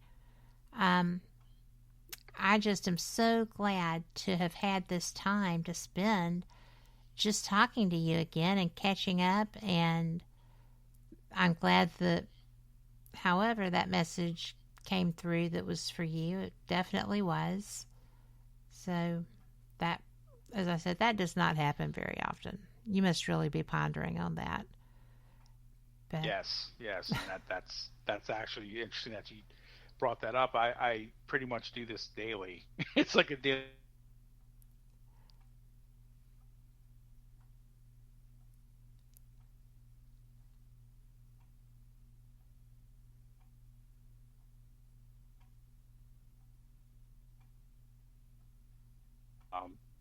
Okay. Thank you for the insight, because it definitely makes a lot of sense, and it definitely did resonate with me, and whatever spirit out there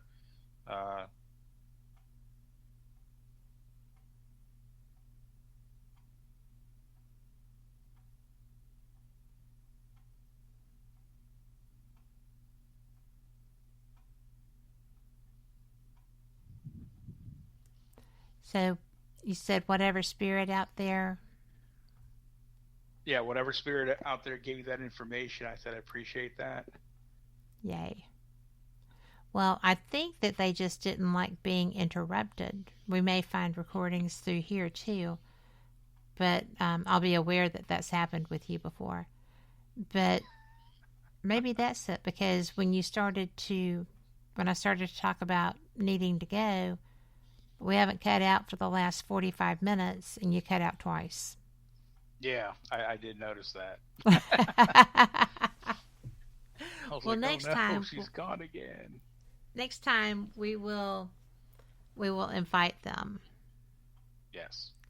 Is just let them know that it's okay to participate if they like. So, but here, not visiting.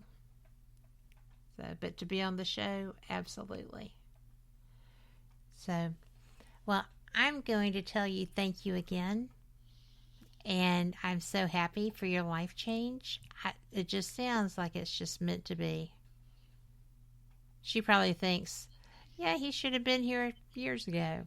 But everybody does things in their own turn the way they're supposed to. Yes, I definitely believe that. And, yeah, it was just, it was a point in time that, and I had been pondering that for a while as well. So that wasn't like a, pick up and go type thing. I actually been thinking about that for years, and finally had the wherewithal and the ability to do that. But I'm glad to have done that, and I'm glad to have been on your show again. I always enjoy speaking with you. Ditto. It is always fun because we are so similar with our interests.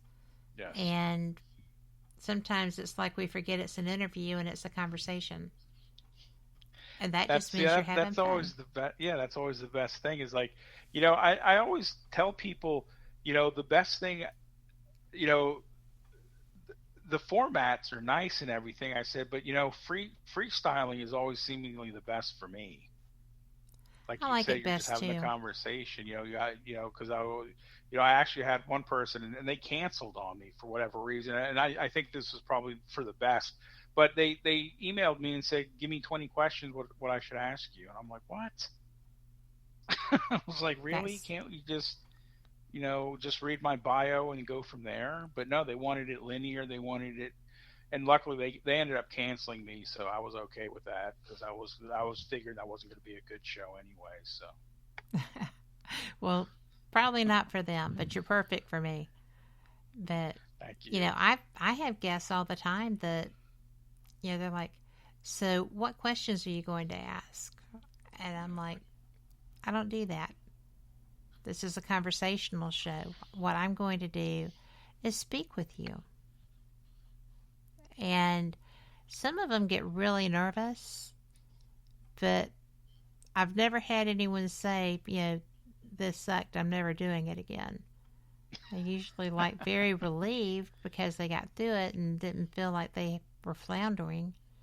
Yeah. But, if I invite somebody in, like you, when we first spoke, it's because I have looked at what you've got and I am so interested, and let's talk about that. Mm-hmm. Sometimes, this time it's been a little bit more challenging, but only technically. Yes. So, information's still good, friendship's still there. Good show. I enjoyed you. Absolutely. So thank you. I enjoyed being on here. Thank you for having me again. And I do want to let all of our guests who are listening, if you have made it this far, thanks.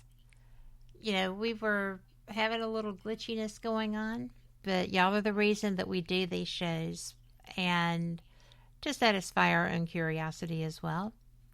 So I appreciate you. Now, we will be back on Wednesday tomorrow night actually is the Paranormal Pride with Denise Pridemore. Tuesday is our Dark Night.